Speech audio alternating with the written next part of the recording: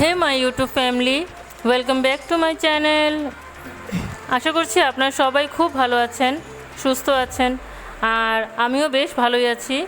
তো আবারও চলে আসলাম আরেকটি নতুন ব্লগ নিয়ে আপনাদের সামনে। তো আমি সকালের টিফিনের ব্যবস্থা করছি।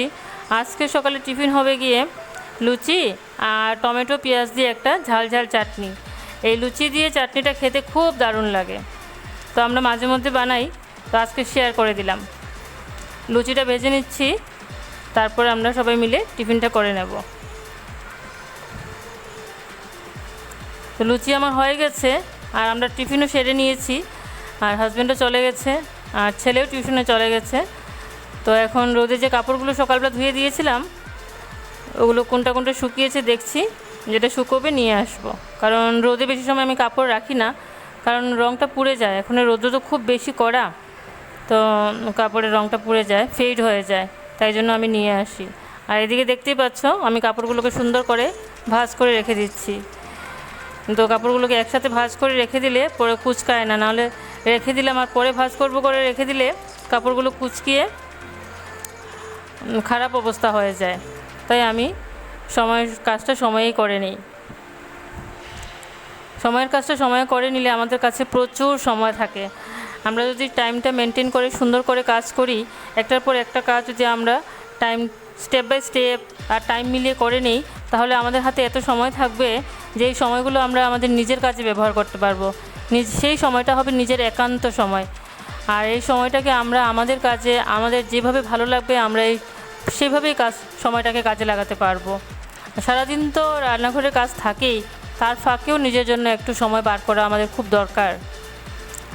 আর আমরা যতদিন বেঁচে আছি সারা জীবনই আমাদের রান্নাঘরের কাজ করতেই লাগবে, তার ফাঁকেও নিজের জন্য সময় বার করাটা আমাদের নিজেরই ডিউটি এটা।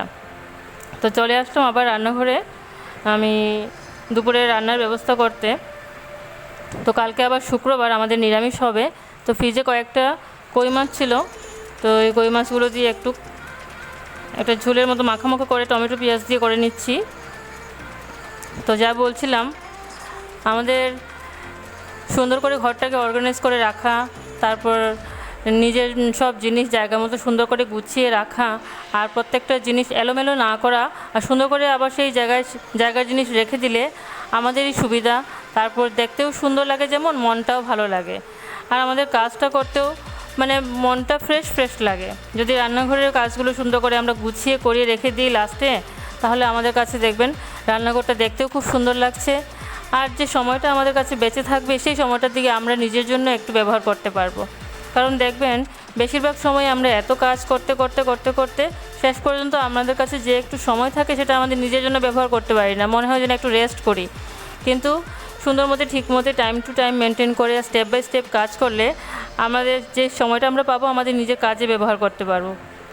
তো দেখতেই পাচ্ছ আমার রান্নাও আপনাদের সাথে গল্প করতে করতে হয়ে গেছে। এই যে এখন সর্ষে বাটা দিলাম, আর তারপর একটু তেল ছড়িয়ে উপর থেকে তারপর নামিয়ে নেব। ওই যে একটু তেল দিয়ে দিলাম, আর আমার রান্নাও কমপ্লিট।